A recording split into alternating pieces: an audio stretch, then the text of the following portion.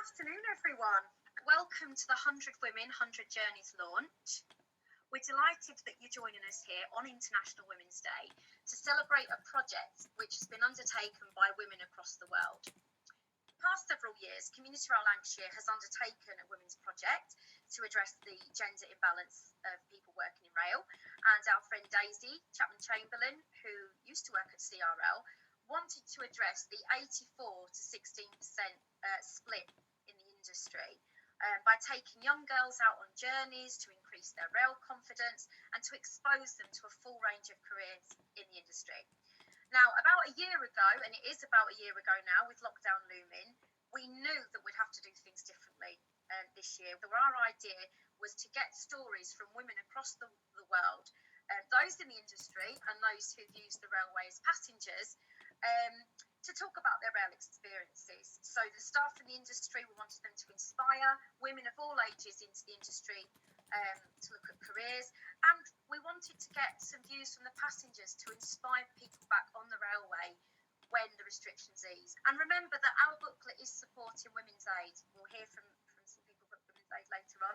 So we'd really love you to consider donating to the charity. So it's time to hear from our first guest speaker now.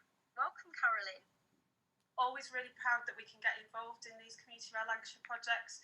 These projects showcase such wonderful talent right across the region, and taking it international this year as well. So it's great to be involved, and then you kind of get after the launch event, and then you start to wonder, well, what are they going to come up with next time? Now, they can't be what they did last time, but yet again, you guys, you've absolutely come up trumps. So thanks very much. Northern, we're really pleased to be able to support projects like this. As a train company, we have a very privileged role in the region. So for anybody that doesn't know us, we operate services right across the north of England. And it's a role that we take a lot of pride in. I think we have a great opportunity taking people to places. It might be about going to work, it might be about going and meeting people, but it's also about discovering new adventures. And I think a lot of that comes through in some of the stories that are included in the book. So to be able to do that for people, I think, is a great privilege. And we're also an employer. We've been particularly lucky, I think, over the last year, given the current climate. We're a growing business. We've been able to continue recruiting and adding new jobs last year, and we've got more coming up. So, if you do know anybody who's interested, please get them to take a look at our website.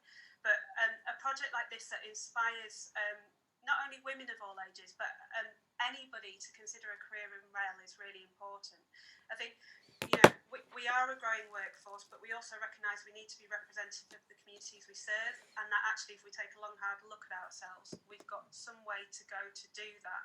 So we've had an awful lot of focus and continue to do so to make our workforce one that's increasingly diverse and inclusive. And that's about everybody celebrating those people's individuality and what they can bring, because a much more diverse and inclusive workforce is representative of those we serve, and it's the right thing for the business. This isn't about ticks in boxes, it's absolutely the right thing for our customers and for our people.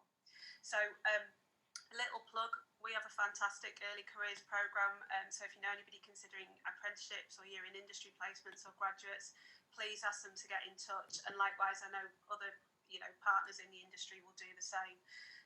So whether it's people starting their career or people thinking of a career swap later in life, or indeed kind of at any point, there's real opportunity. And I think so many roles, traditionally we thought, well, women can't do that. Well, they can. We've got fantastic examples right across the industry, from on-train to engineering and supporting that, finance professionals and everything. The range is huge, and there's a job there for everybody, and it's a really great family to join. So I think, we will be stronger for the broader workforce that we have. I've been really lucky to work with a number of inspirational women in my career, still do today actually, and that's something I'm very thankful for. There's a number of you on the call here today, so just from me, thank you. Carry on being the role models you are, because I think, certainly people looking to join the industry, or the wider railway family, they need people to look up to like that, so role models are really important.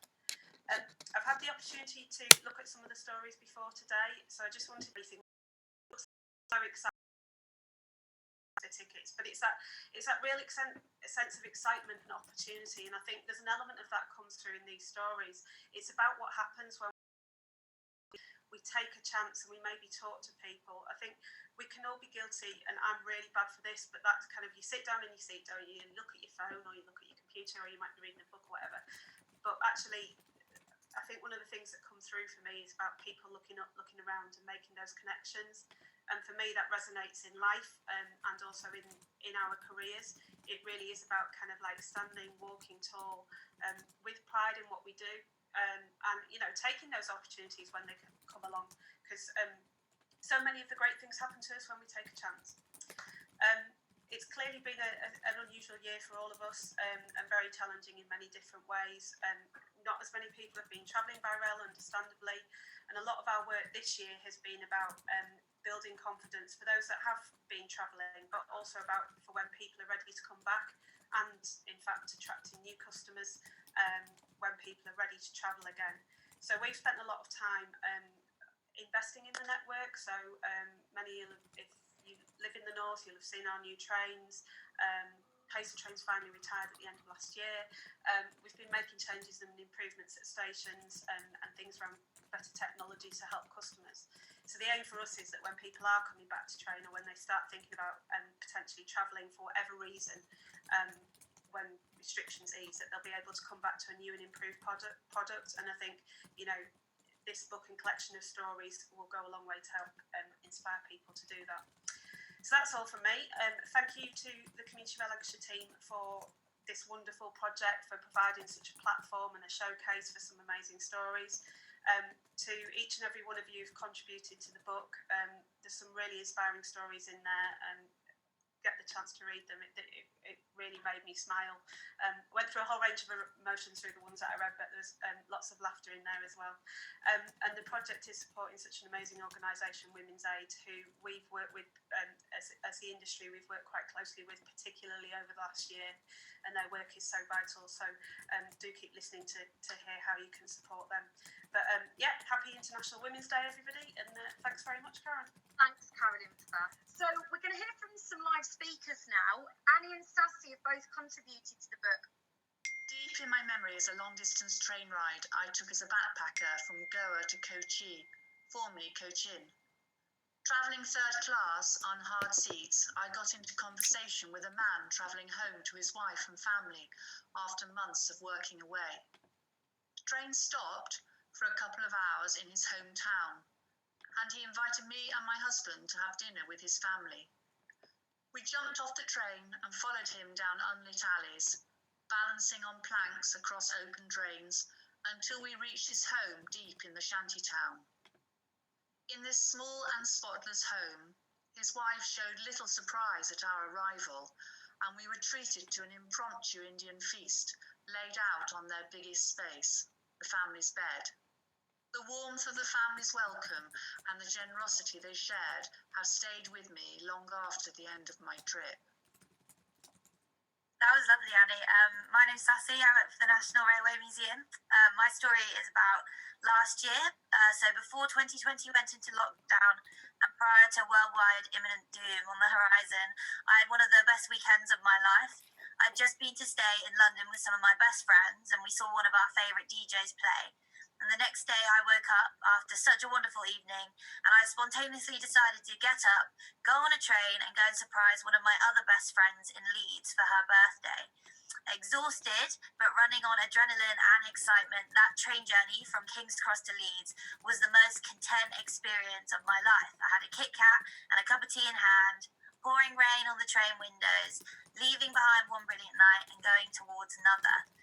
Hindsight is 2020, pun intended, but looking back on that weekend, it really cements for me how extensive and impressive it is that we're all connected, how much I value my friends and the time I spend with them, and how excited I am to be able to do this again in the near future.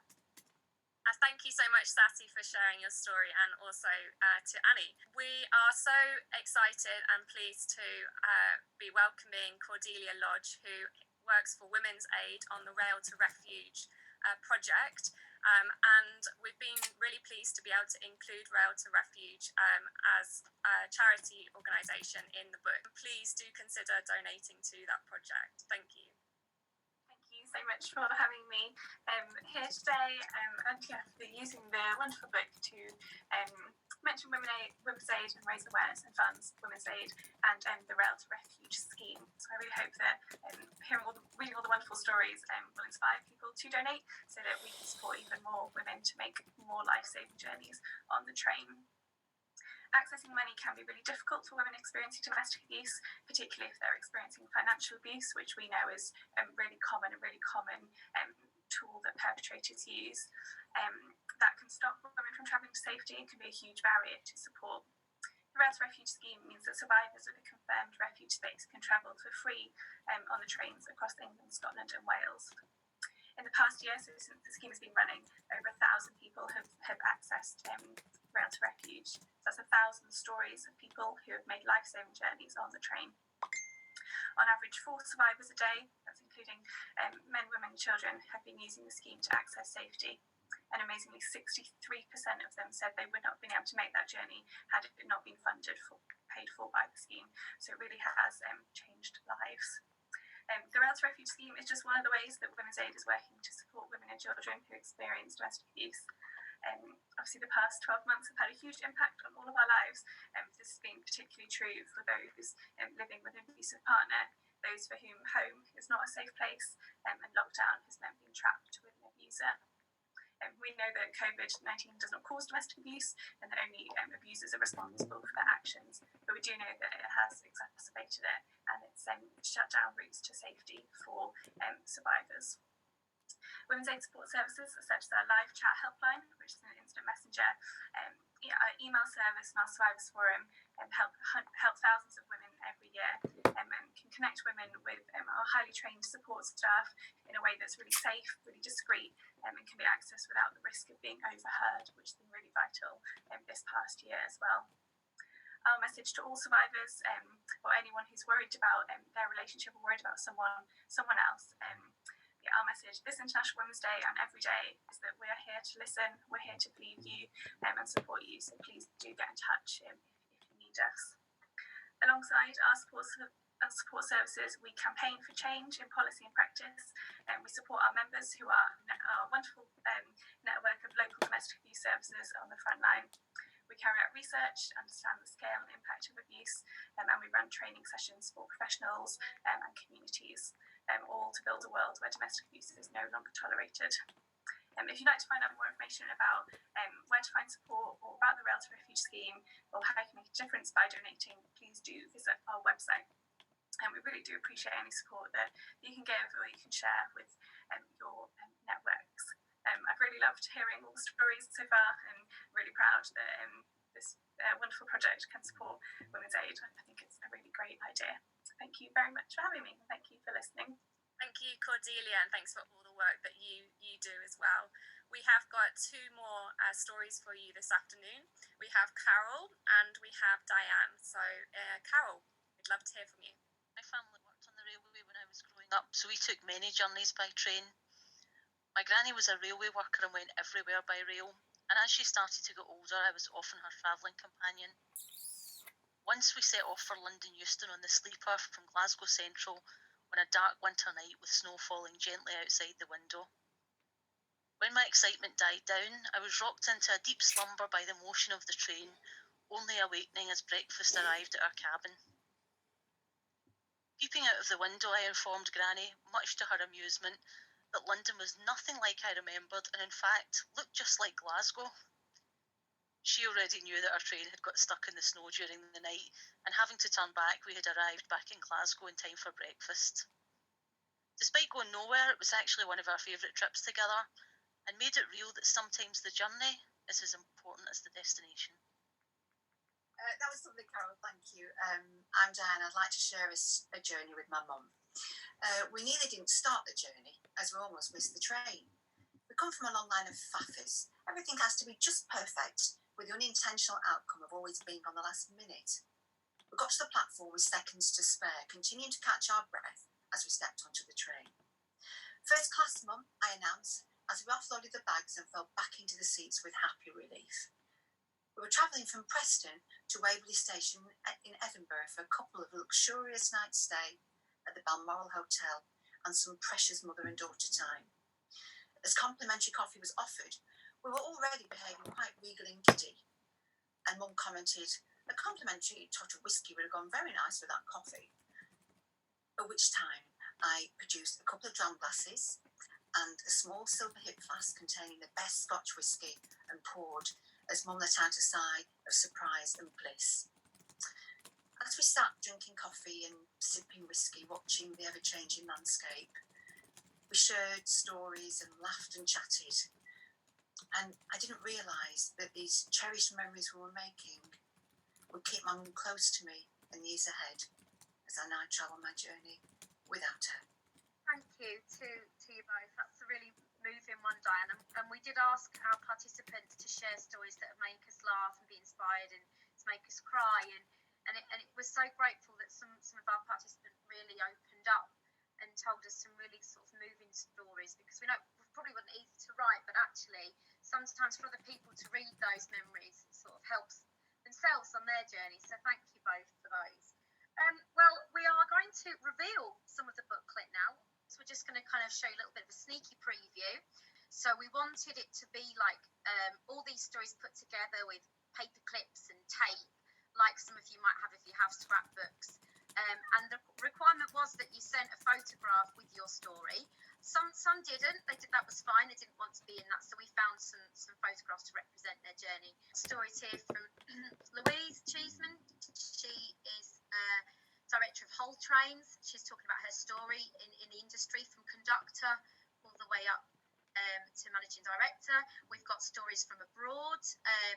We have got stories from those who've made friends on the train. Those who went to get tattoos on the train. And the images we used, the reason we've got a picture of a Kit Kat is because when she used to catch the train, one of the passengers they used to call Kit Kat Man. So we tried to take inspiration from some of the stories with some of the images you'll see. But we wanted it to just be that collection of memories together. So we've got some photographs, original photographs when she was a baby at the station. Annie, who we've heard from, a lovely story of India, some pictures of her meeting her family when she ate the dinner off the bed. So yeah, the booklet we're really pleased of how it's turned out, and we know that you will be too. And lots of different stories for you to read. Some of them you can pick up the book, put it down.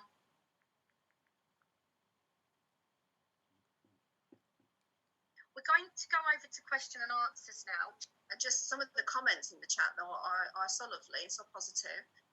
Everybody gets to hear the stories. Yeah, it's been really, really nice to hear everybody's stories. It's been thank you so much to all the contributors, because without you, we would not have been able to put this together. To say that we haven't been out on a train for pretty much a year, we've been able to get so many stories. It's just been amazing. And from literally from all over the world. We have, I was looking this morning, and I think we've got stories from Italy, Poland, Russia, India, Pakistan. It's been absolutely amazing to read all of them. We had a really good time sort of editing and looking through and reading them to each other, and just talking about the stories to each other as a team as well. It's been a really uplifting project to do during this quite difficult time over the last few months. So yeah, thank you so much to all of you for your help and support in helping this to be put together.